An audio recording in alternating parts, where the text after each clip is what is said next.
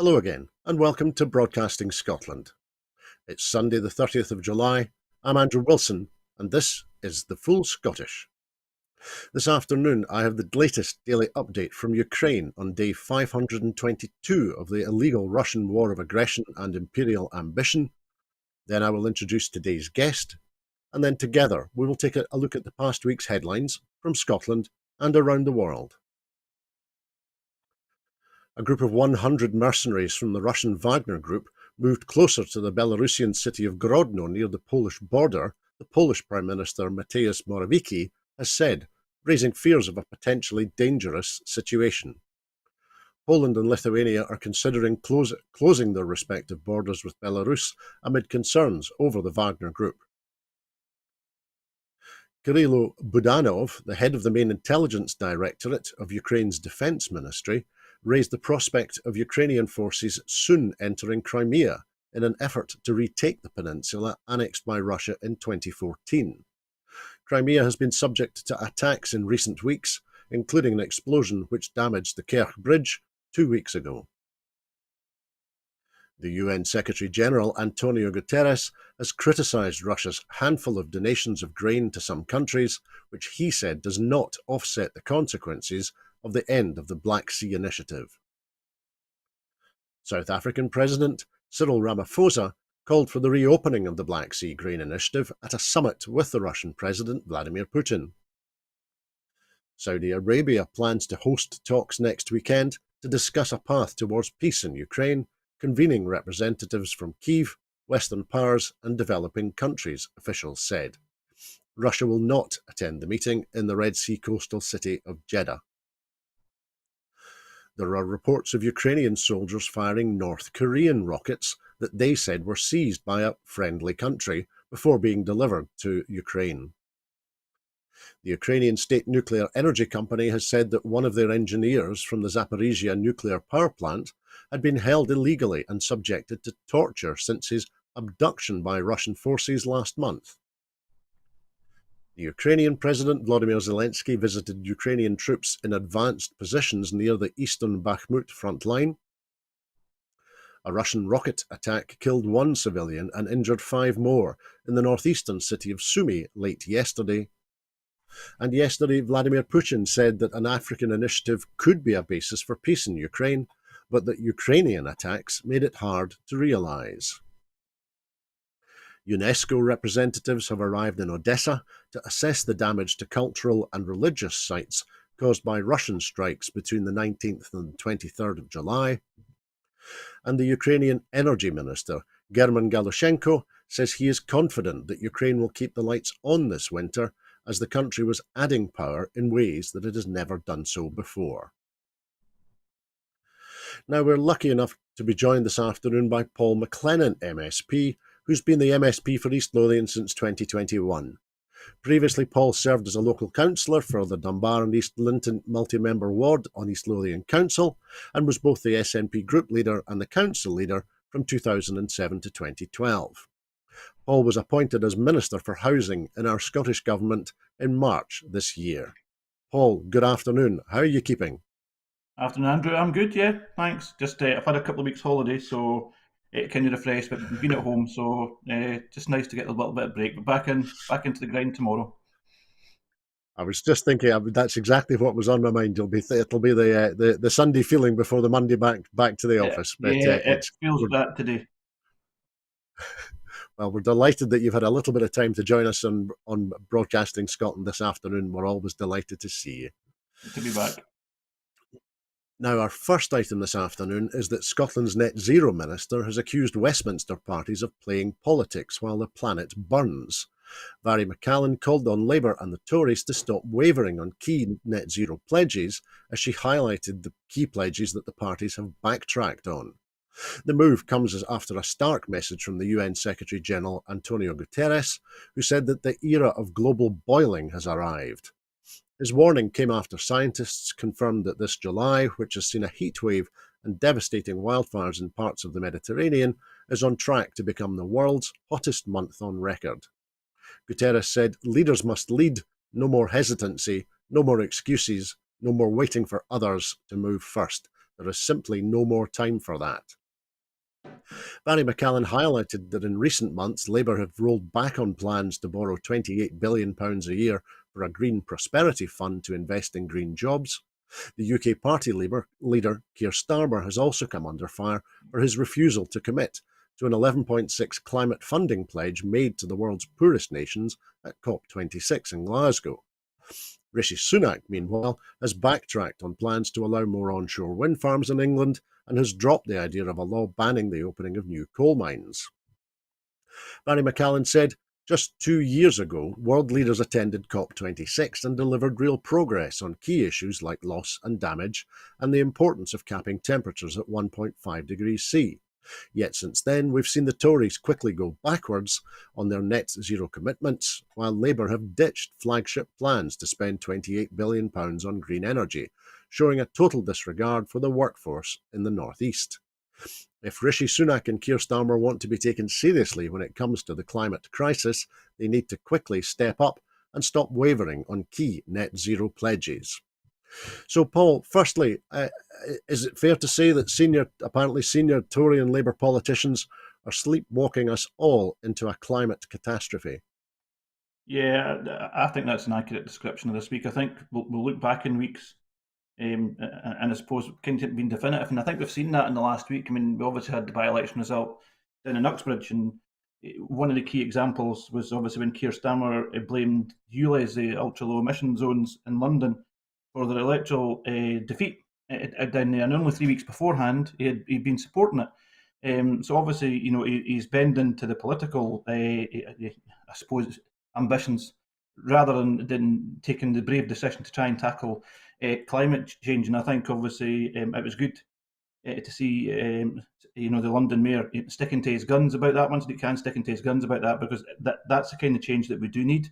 That just shows you how easy politicians can bend. And I think that Rishi Sunak as well was also talking about looking at anti-car policies and reviewing these. And again, it's incredibly worrying. We've probably seen the longest heat wave we've ever seen, the highest temperatures ever that the world has, and I think when we're talking about global boiling, it's frightening. It's absolutely frightening. Some of the changes that we're seeing, and we're thinking last year when there was 40-degree heat in the UK that this would be a one-off, a once in every 10 years, and this is going to be happening every year now. And I think that's even the Met Office have come out and said that now this is going to be a regular occurrence, 40-degree heats in the UK. So it's been a definitive week, I think, this week in terms of where both UK parties are going, and I'd agree with Mary McCallan. It's extremely worrying in terms of that. We need decisive action.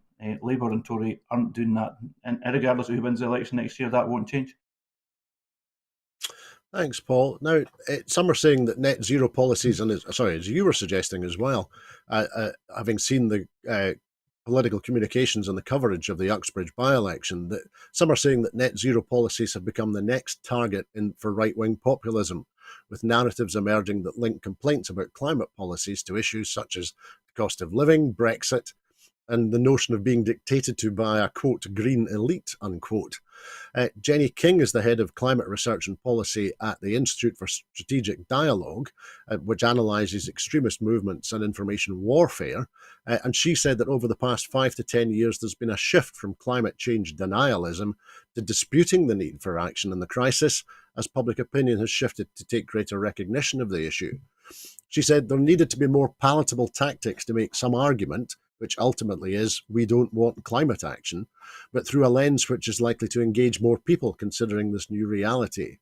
She went on to say that denialism appeared to be making a comeback in the past 12 months, with terms such as scam or hoax appearing at higher levels than previously, and focus on pushing the idea of not trusting scientists, academics, and anyone working in the climate field.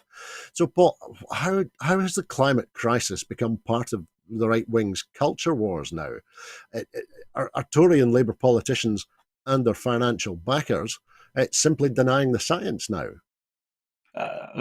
Yeah, I think the answer is yes, they're denying the science. We're obviously in the process of a lead up to a UK election, and that's what's, I think, pushing it probably more so than ever at the moment in terms of where Labour and Tory are competing for their votes. Now, that may soften a little bit after the election, depending on what the result is and where it is. But there is that climate denial, and you've obviously seen during the week as well, Lord Frost coming out and saying that global, I suppose global warming, global heating, whatever you want to call it, it would be advantageous to the UK. It's an absolutely ridiculous statement to make. This is impacting right across the world. We're seeing impacts quicker, way quicker than was even forecast a number of years ago. And we're in this situation now. We're in this crisis now. But we're seeing politics trying to drive this on, and it's right across. We'll obviously see the US elections next year as well. So we'll see Donald Trump being the climate denier that he's always been in terms of that as well for short-term political gain. So it is worrying in terms of that, and you also see it in the Scottish Parliament as well. There's various things that the Scottish government have tried to do. The workplace parking levy, for example.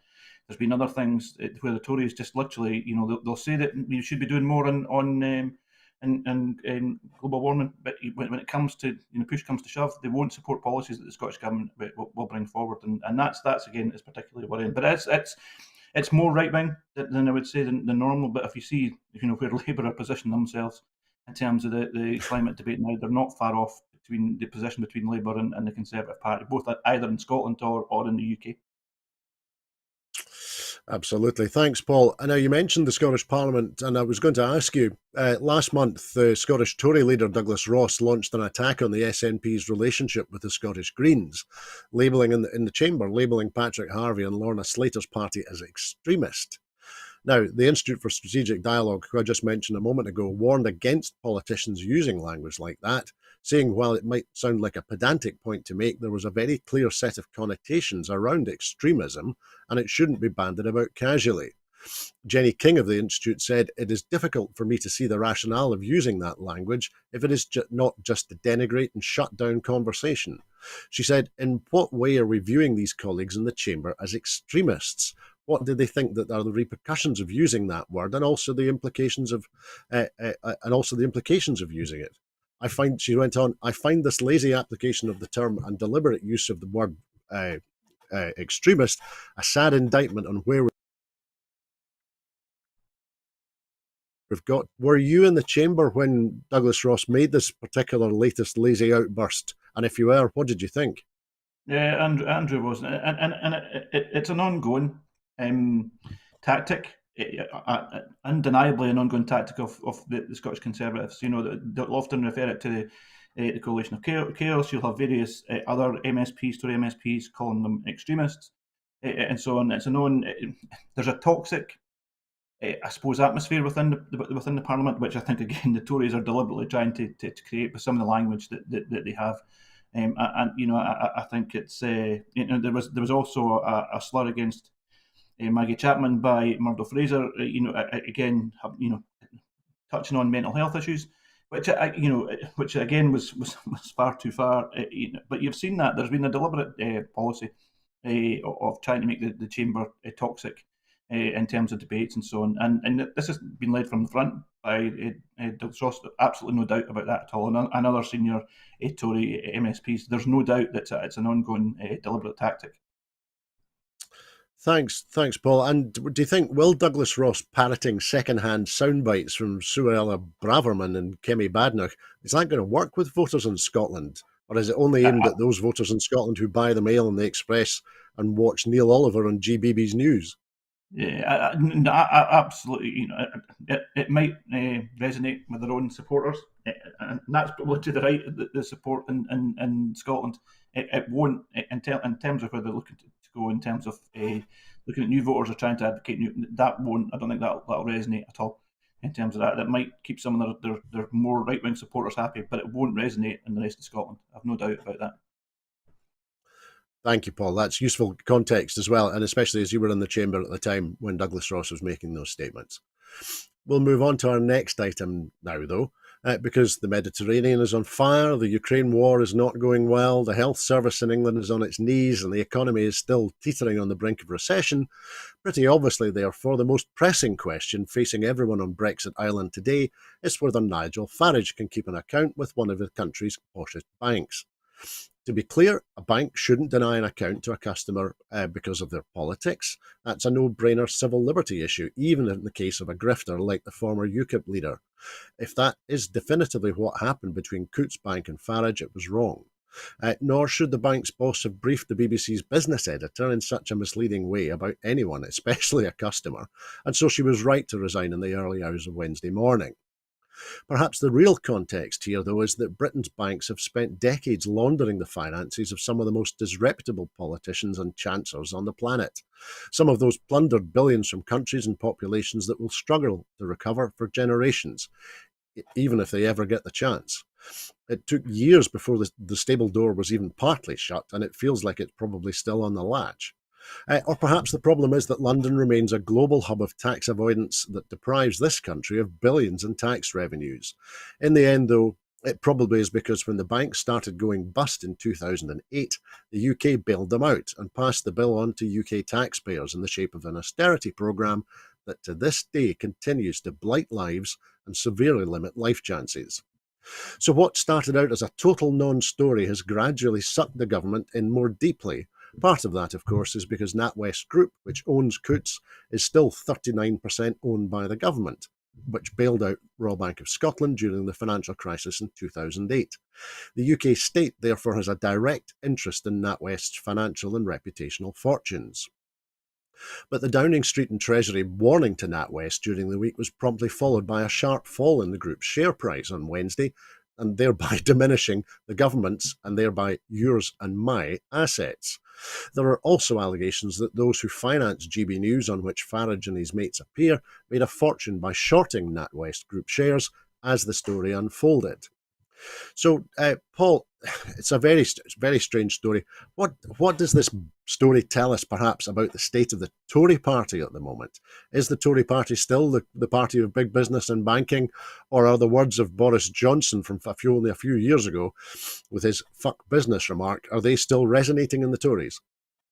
I think there is still that close link between the banking sector and obviously the Tory party, and I suppose the establishment on a wider basis. But for me, it opens up a couple of things. My background was up until 2010 was 20 years with the Bank of Scotland, and you know most banks will have private banking arms, if you like. So there's that element in terms of that, and there was always strict criteria. So one of the first questions for me was, would Nigel Farage still be adhering to that strict criteria? And I know in my time with the bank that if customers did divert from that, then they were asked to move, banking or another part of the bank. So that I think that's a question that needs to be answered. I think the second most important part, and this kind of coming back to the Ukraine war situation, we'll remember when we looked at sanctions on Russian-owned assets, and there were literally billions upon billions upon pounds banked in offshore accounts controlled by UK banks or in UK banks themselves, particularly in the London-based establishments and so on. So that again highlighted, I suppose, a very loose interpretation of assets of where they were, and Russia has long been seen as not a pariah state as much as it is just now, but certainly since it's invaded Crimea in 2014, Europe and the rest of the world kind of just sat back and let that happen. And of course, the warning signs were there from 2014 until now. So, do they need a more strict interpretation around about what that looks like? I definitely think so. And we've seen what happened almost weeks after the Russian invasion about the number of assets that have now been seized and controlled to be seized because of their link to the Russian, not just to Russia itself, but to the regime in Russia, close links to the regime in Russia. So that kind of highlighted, I suppose, a loose interpretation of what banking does in terms of the funds that it holds for pariah states and obviously individuals, who are less reputable, let's say. Absolutely. Thanks, Paul. And I hesitate to focus on him for a moment, but we'll do it briefly. In terms of the story this week, what do you think it tells us about the apparently unlimited self-entitlement of Nigel Farage and those like him? The self-entitlement Nigel Farage, never ever fails to amaze me in terms of that. He's been in the political scene in the UK for a number of years. Obviously holds himself up for being the person who delivered Brexit, and now he comes back and says that Brexit's been a disaster himself. And it is that self-entitlement, and as we've talked about before, Andrew, in the programme, the impact that's had on business and on the general Scottish economy is irreversible. And we've talked about before, we talk about Labour and Tories saying, they need to make Brexit work. Brexit doesn't work. It won't work. It will never work in terms of that. So, that's the damage that he's done, and yet will walk away from part of that, and even admits himself now that Brexit's been a disaster. So, that self-entitlement will never ever leave Nigel Farage. Never.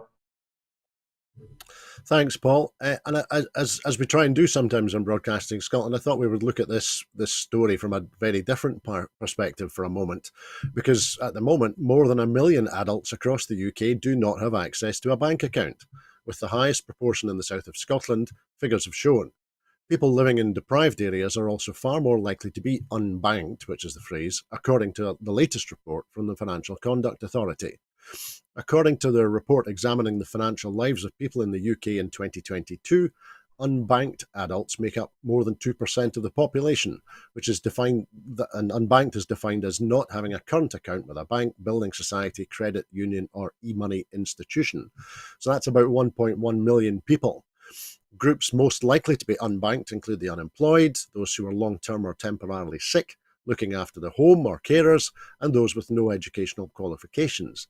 The report notes that there were higher proportions of unbanked adults in southern Scotland, 6%, outer London, west and northwest 5%, greater Manchester 4%, and the West Midlands 4%. The report went on, there is also a strong link to deprivation, as 3.6% of adults in the most deprived areas of the UK are unbanked, compared with less than 0.6% in the least deprived areas. So it struck me, Paul, these unbanked people we're talking about, they will likely never have heard of Coutts Bank, Coutts and Company, before the story broke, and they certainly won't have thought themselves as entitled to an account with Coutts, unlike Farage.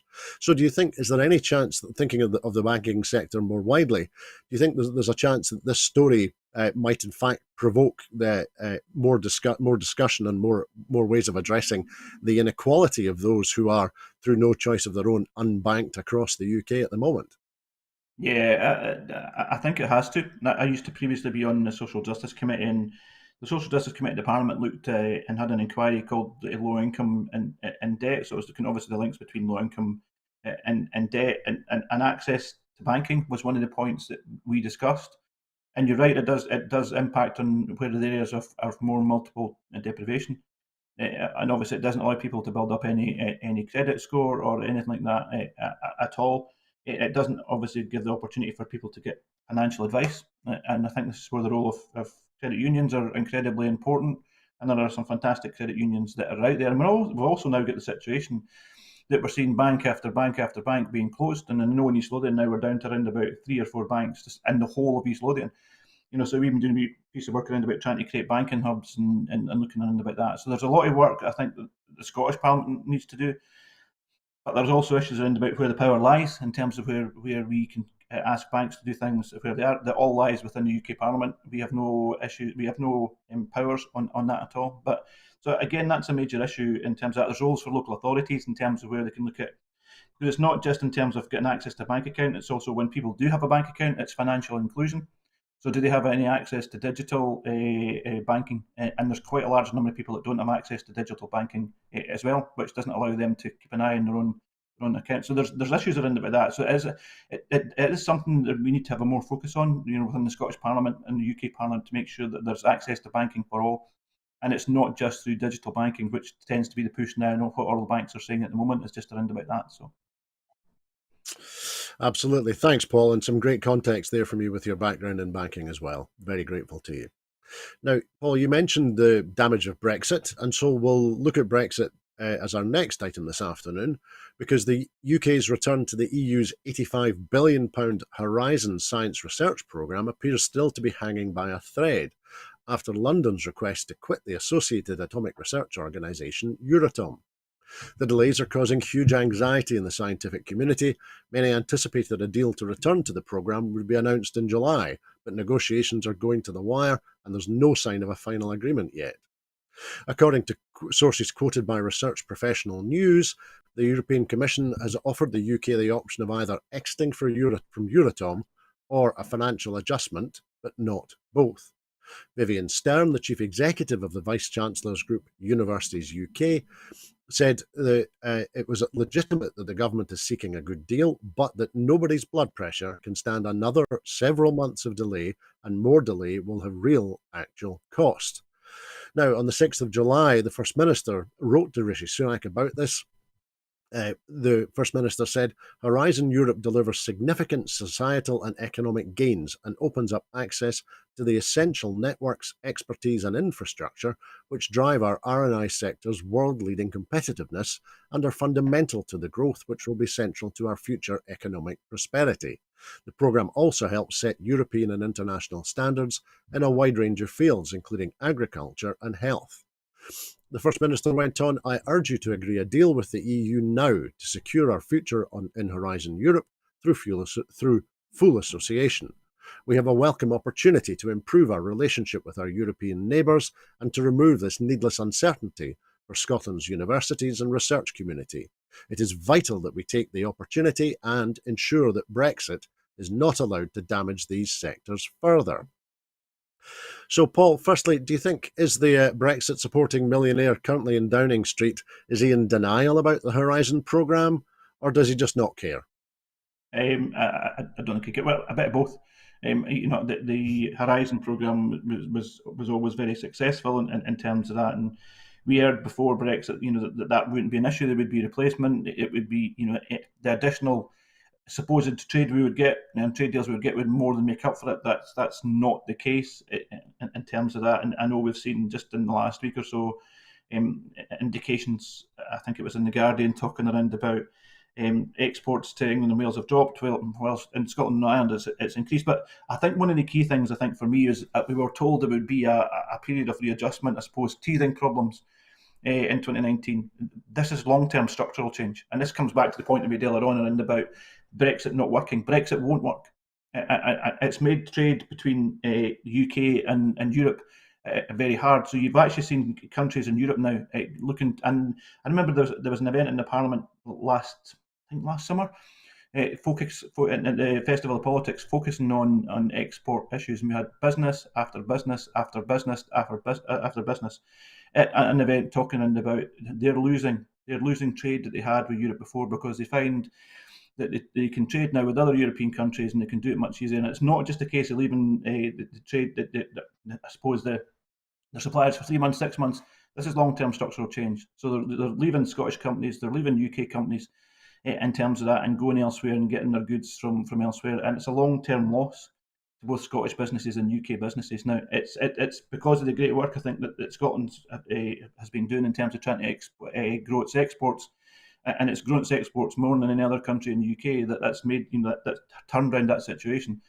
And yet we have the situation when we, particularly from the Tories, is when we hear the Scottish government doing work overseas to try and bring more exports and investment into Scotland. We hear that being criticised, but these impacts are obviously now being shown, and I think that's extremely worrying for Scottish business in terms of that. But as I said, it's because of the hard work that the Scottish government have been doing to make sure that we continue to grow our exports and get that inward investment is making that difference. But Brexit's not worked.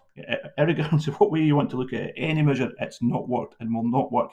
And it's long-term structural change which is impacting, unfortunately. Thanks, Paul. Now, you touched on exports there, so let's have a look at that, because factories in England and Wales are seeing a downward trend in the share of their trade going to the EU. That's according to an analysis from the manufacturers' trade body, Make UK. They said that between Britain's divorce from the EU in 2020 and 2022, only Scotland and Northern Ireland increased their share of exports to the EU, leaving the majority of English regions and Wales suffering a decline in the proportion of sales going to the bloc. Research by the business advisory firm BDO for Make UK indicated that, as you say, a structural shift in the UK's trade patterns was hurting factories in the northwest of England and the West Midlands that had previously forged strong connections with businesses inside the single market and customs union. The rise was a result of sharp increases in the share of exports to the EU from Northern Ireland and Scotland over the same period, without which the overall UK share of goods exports would have been on a downward trend, the report said. Now, the study of official data found that the UK's share of manufacturing exports to the EU had increased slightly in 2022, but put this down to an increase in tariff-free trade across the land border on the island of Ireland, and a jump in the value of Scottish oil and gas exports after the war in Ukraine started and sent wholesale prices soaring. So, Paul, in broad terms, does pulling us out from the world's largest single trading market, then signing a handful of paper-thin trade deals with far-flung countries, suggest that today's Tories are just the same as Thatcher's Tories? They wish only to destroy the industrial sector, either by starving it out of existence or by selling it off to their family and friends. Yeah, I think it is, because obviously it's impacted more on the manufacturing side than anywhere else, and that certainly was the event at the Festival of Politics last year, which I think had been arranged by the Scottish Chambers of Commerce. Certainly highlighted that, and I know the report as well also highlights that companies are changing and looking at the US market, and that certainly was something that came through very strongly last year when we talked to businesses around about that. They're looking to change to the US market because they find the European market far too hard to engage with, and they're losing market share there. And again, that is purely down to Brexit, 100% purely down to Brexit. And it's not teething problems, it's long-term structural change, which will continue in terms of that. And we hear, obviously, the Tories trying to support Brexit. They will never mention it in the Scottish Parliament, never ever mention it in the Scottish Parliament. Neither do Labour, who also support Brexit. In terms of that, they want to make Brexit work. It doesn't work. It's been proven not to work, and yet Labour will come out and there'll be no changes that they'll propose to the Brexit deal. They just want to say they'll make it better. It doesn't work, and that's coming through report after report after report after report. That's a good point, Paul. I was going to ask you, do you think, is it ever going to be possible for what are fundamentally agricultural deals with countries on the other side of the world to replace a 40-year-old trade deal which we had with our immediate neighbours? No, I don't think that will change at all. And when you talk about the agricultural deals, obviously George Eustace, who used to be the minister on agriculture down in the UK government, actually admitted the deal with Australia was a disaster for the UK. You know, he'd come out in public and say it was a great deal. Then he's come out and obviously now that he's moved on and come out and say that the deal was a disaster and wouldn't make a difference whatsoever. So, you know, you hear the UK government saying one thing in public and then come out and admit it months later that it's made not a difference at all. So, you know, so these won't make a difference. And I think the Australian deal, I think, was going to add something like 0.1%. To the you know our growth in exports, 0.1%. So it means absolutely nothing, or 0.01%. I think it was that small. Yep, I think it was 0.01. I think you're right there, Yeah, Paul.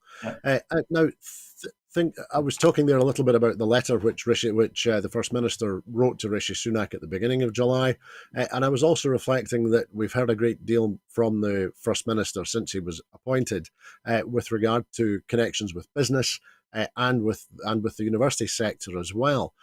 So, in bringing those things together, is this issue and the Westminster Downing Street's mishandling of it, does this assist the First Minister as he seeks to strengthen links with the business community and with universities and to get them working together even more successfully than they currently do? Yeah, I think it does. You know, part of my own role, you know, in my own constituency, for example, is going out and engaging with business. And I suppose I had that. I set up a business forum in my own business in my own constituency, which meets every quarter. We've got an energy forum which meets every quarter as well. So that's all the renewables providers, and there's obviously lots of manufacturing in there. Brexit comes up time and time and time after again, but there's other issues obviously comes up in times of that as well. When we're talking around about, for example, the renewable sector, we're talking about, you know, transmission charging and so on. So there's issues around about, you know, that do come through in that as well. So yeah, I think it does assist, and the First Minister, I think, has gone out deliberately and tried to engage with the sector in terms of that. But Brexit comes up, other UK issues, policies come up as well as in terms of that. So yeah, and I think the First Minister, and not just himself, but other ministers and cabinet secretaries have gone out and obviously tried to make it that higher level of engagement, that I think is incredibly important, and which is still a really tough trading situation at the moment. You talked about the UK heading to recession. And that's obviously been caused by the cost of living crisis and obviously the Liz Truss era where we've seen interest rates rise, and obviously it costs more for businesses to borrow now. So yeah, that's still a major issue. Thanks, Paul. Let's move on now and we'll look a little bit more at politics across the UK now, because Baron Fawkes of Cumnock last week called on the UK government to introduce a regime of sanctions for Scottish ministers who are working to advance the case for independence. Speaking to The National, he compared the situation to local councils and said central government could crack the whip if council leaders encroached on responsibilities of Westminster. The Labour Lord said he believed the Scottish Government was acting out with the bounds set out in the Scotland Act. Now, he sparked outrage when he used a question in the unelected chamber to take a tougher stance with the Scottish Government on the Constitution. He argued this was at odds with the terms of the Scotland Act. Fawkes said that ministers could be personally fined if they worked on projects outside the powers of the Scottish Parliament, and even raised the possibility of barring them from holding office. The SNP MP Tommy Shepherd said voters would see the irony of an unelected member of the House of Lords intervening on mercy. Mr. Shepherd, on this latest intervention from an unelected Lord demonstrates why Labour cannot be trusted with Scotland's future.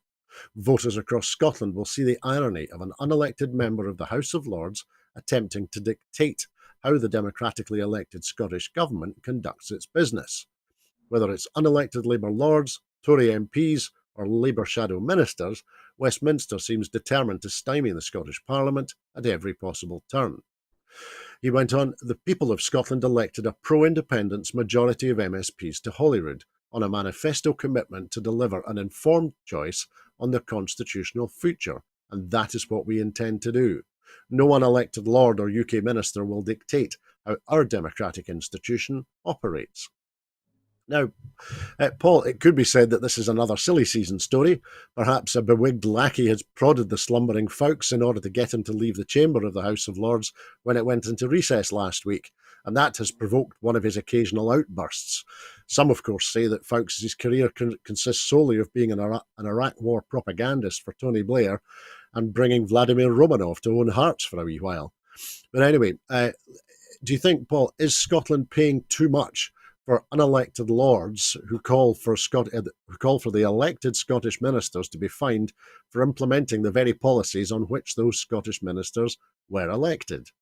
Yeah, without a doubt, and I think with George Fawkes, regardless what time of the year it be, it's always going to be silly season with George Fawkes. George Fawkes was also the same unelected lord who had a go at the Scottish government for doing a good job and doing it deliberately, which he had a go at the Scottish government, which was unbelievable. And then, coming out and saying last week, he said that the parliament, it was never a parliament of equals, a union of equals, which is it's staggering, because it's staggering, in terms of that. But we've also, you've also seen Lord Frost, for example. I know he's not Scottish, but Lord Ofsted, for example.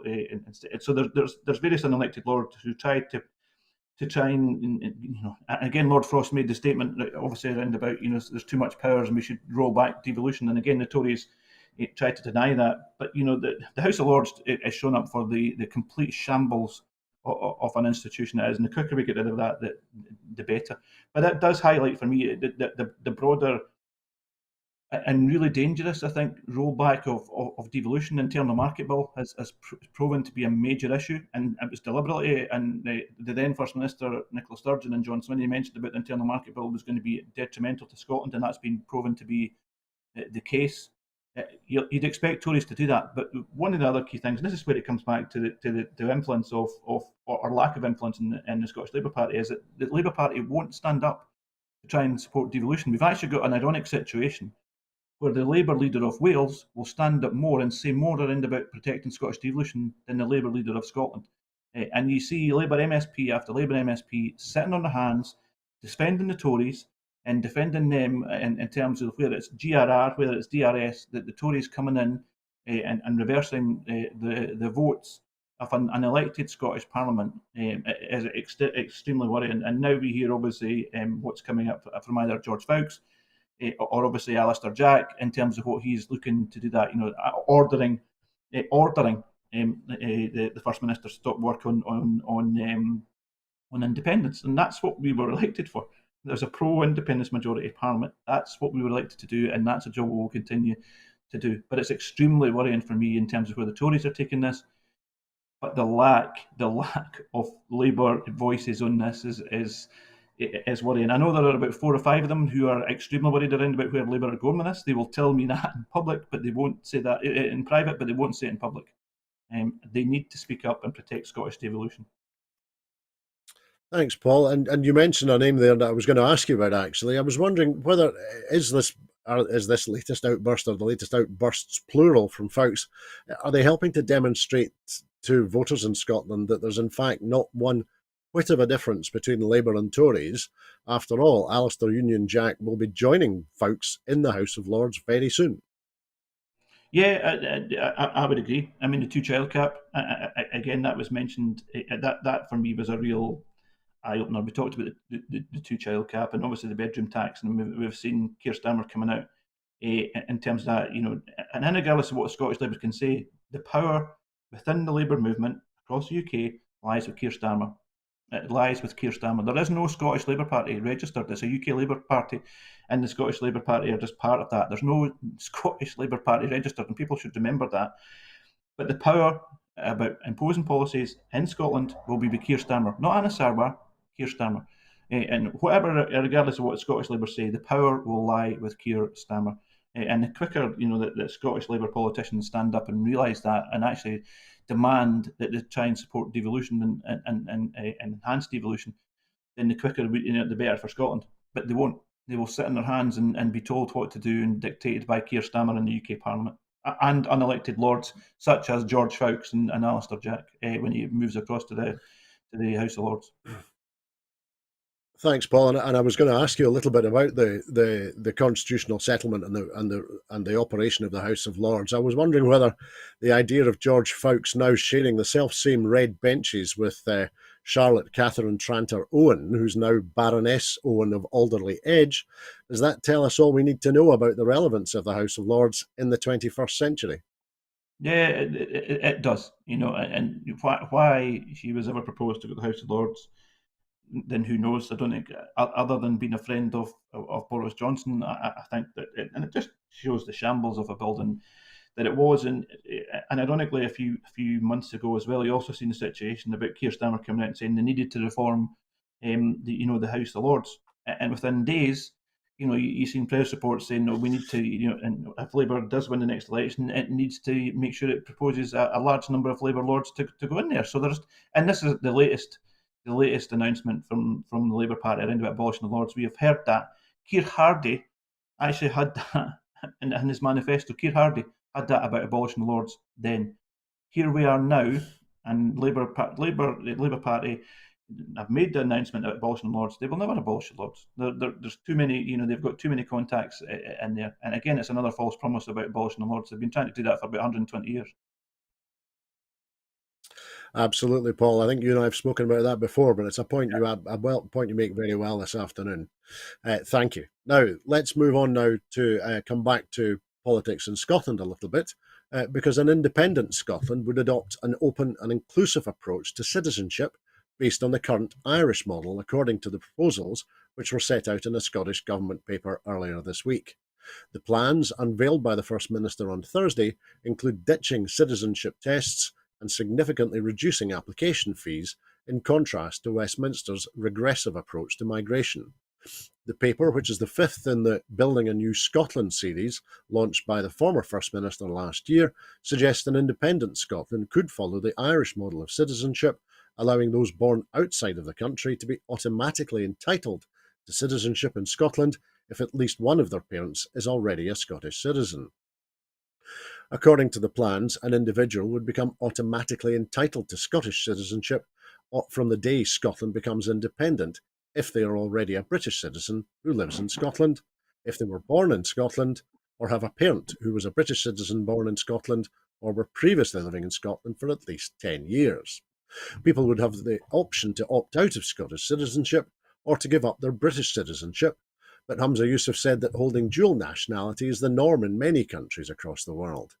He added, "It is important to recognise some people will feel strongly about retaining their British citizenship, and so we should give them the option to do so.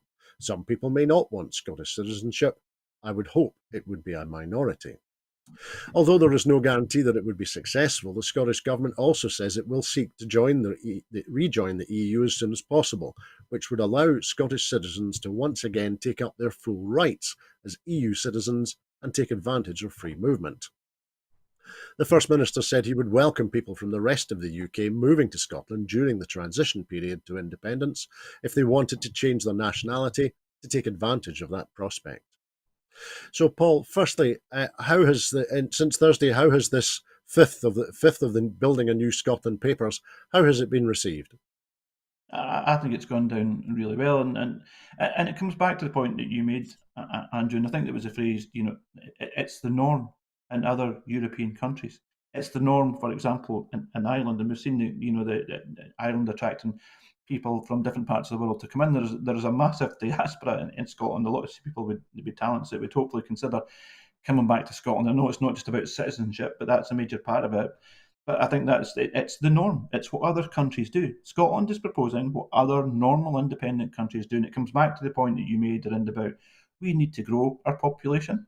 We need to attract people. We don't have the powers to do that at the moment. And again, that's something the UK government could change and give powers to the Scottish Parliament almost overnight, but they won't in terms of that. So we need to make Scotland as an attractive place to live in and work in and invest in terms of that. The citizenship part of it is an incredibly important part of that, and I think it was a great paper that was brought forward. And we've seen analysis from unionist papers who have nothing more to say. It's lazy analysis in terms of what they're looking at. This is a norm. This is a norm in other countries. And regardless of what our opponents will look at, this is norm in other European countries, and it works. And you're right, comparing and contrasting what the UK government is proposing in terms of that. You just had to look at the illegal immigrant bill that was just recently passed, which was abhorrent, absolutely abhorrent. And these are not my words; these are refugee charities. It's abhorrent policy making that we get from the UK government in terms of that. And again, what you'll see in the Scottish Parliament, you'll see the Scottish Tories not mentioning a word about this. They will sit on their hands and say nothing when this issue is brought up. So this is about showing Scotland as a welcoming country.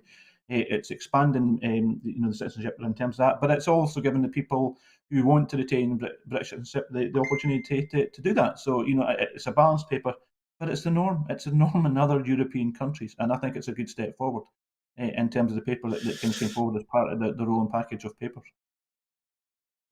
Thanks, Paul. Now, you mentioned the opposition approach there, and I was going to ask you, is this fifth paper, particularly with its focus on citizenship, is it divorced from the reality of voters' lives, as Neil Bibby from Labour has asserted, or is it important work demonstrating how much better life in an independent Scotland will be?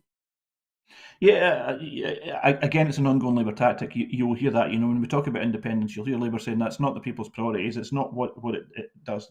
And in itself, one of the key arguments we have to persuade people is with the powers of independence, this is what we could do. It's not about independence per se, and that's a challenge to the Scottish government. It's a challenge to the nationalist movement. We have to demonstrate that independence isn't just for the sake of itself. It's about making real change. Having our citizenship that we talked about the last time would make a difference and make Scotland a more attractive place to invest, for people to work, and attract people to come in. So that policy in itself, that just one-off policy in itself, gives us the ability to attract people in. So it does make a difference. But you will hear that argument from Labour all the time in terms of that. Yet they will come up with no alternatives. So the policy in itself, it would make a difference. And it's part of the papers we've been talking about the economic case, around about the citizenship case, around about that, around about the morality of what this country would be and offer people. I think is a massive difference in terms of that. We need to attract people. This paper would allow us to do that. But it does, as I said, give people the flexibility, if they want to remain a British citizen, to continue to do so. But you'll hear the same argument coming up with Labour, who then, when you're talking about what's the alternative, they can't propose any additional powers because they've been told that they can't propose any additional powers, regardless of what they've said in the past. And it comes back to the argument we've heard before, is the real power within the Labour movement doesn't lie within the Scottish Labour Party, it lies within the UK Labour Party, and they will have to go down the route.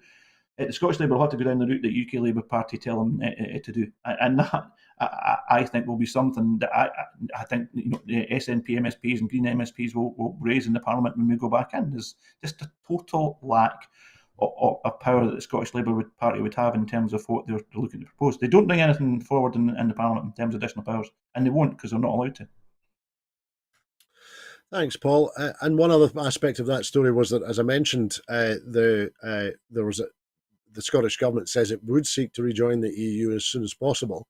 Do you think how important to those same voters we were talking about a moment ago, how important to those same voters is it that Scottish citizens of an independent Scotland could once again take up their full rights as EU citizens and take advantage of freedom of movement as citizens of an independent Scotland in the EU? Yeah, I think that's incredibly important. From businesses, we talked about obviously the impact on business. I think that's incredibly important.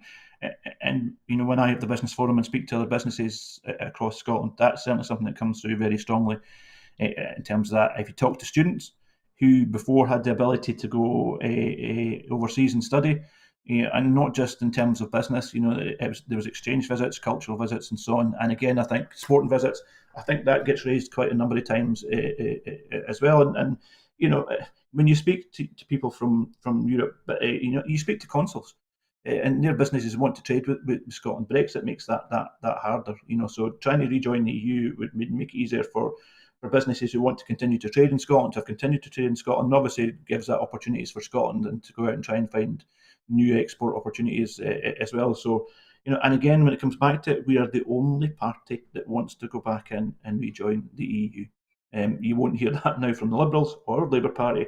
You'd expect it from the Tories, but the Liberals and Labour Party have given up on that altogether. And again, that's dictated by where they see, whether you want to call it the blue wall, the red wall, that where they're looking for votes in Middle England, to the detriment of Scottish businesses. We need to make sure we continue to push the benefits of rejoining the EU when we possibly can. Thanks, Paul. Now, for our final item this afternoon, we're going to move away from talking about politics head on. There is a political aspect to our last story. However, it's also cultural too, because police say that the death of Sinead O'Connor will not be treated as suspicious following the discovery of her body on Wednesday. The Irish singer and activist was found at her home in Herne Hill in South London. She will be remembered for political statements, including in 1992 when she ripped up a picture of Pope John Paul II during a performance on the US TV show Saturday Night Live. Shredding the picture, which she had removed from a frame in her mother's home after her death, was a protest against child sexual abuse in the Catholic Church in 1992. She was obviously also a very strong Irish patriot. The RTE music journalist Dave Fanning, who did the first ever interview with the singer, acknowledged that she was a polarising figure.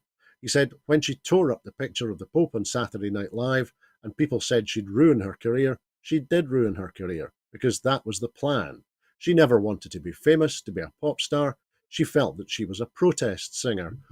So, Paul, do you think will folks come now to realise just how prescient Sinead O'Connor's protests were, for example, in 1992?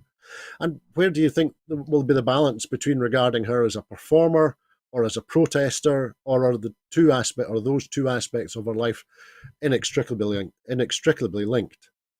I think they're linked, and in terms of, I suppose, over the years, you've seen musicians who have taken the opportunity to either in their music or through the fame they get through music to make these political statements. And you could go back through, whether it's through Band Aid, for example, or Bob Dylan, for example, or John Lennon, when they made statements around about that. So there's that I think is always going to be linked. I think Sinead O'Connor realised that, but she was quite right to speak out about the abuse in the Catholic Church at the time. She was quite right to do the things that she did. She mentioned, and I think she recognised that, but she stood up knowing fine there would be a backlash against it, and but she said it because she felt strongly against it. I mean, you look at Sinead O'Connor's background; she had an extremely difficult life. So she was talking from experience, and wanted to put that experience that was out there, and it was extremely brave, talking about issues that obviously have impacted on her over a number of years.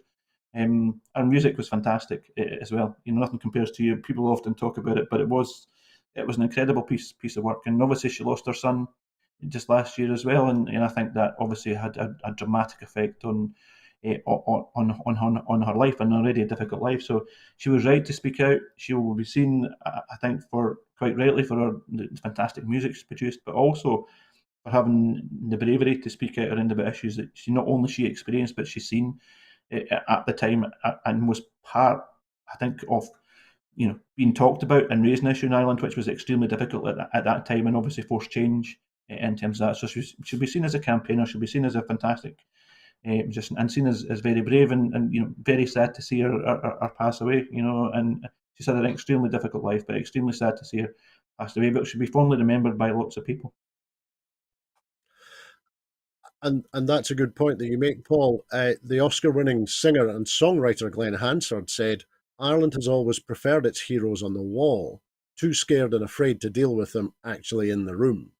Now," and he said, "now we can finally hang her picture on the wall and revere her for the giant that she was."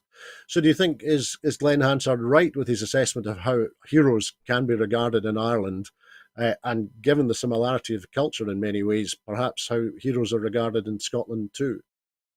Yeah, I think you're right. You often sometimes see, rightly or wrongly, that people will become more famous and more respected when they pass away, unfortunately, than when they're here. And for me, it comes back to the point that Sinead O'Connor made way back in 1992. Ireland's changed since then. Coming out and speaking against the Catholic Church way back then was extremely brave, and she was, attacked quite vociferously at that time. Ireland's changed. It continues to change. It still needs to change, and I think there's recognition.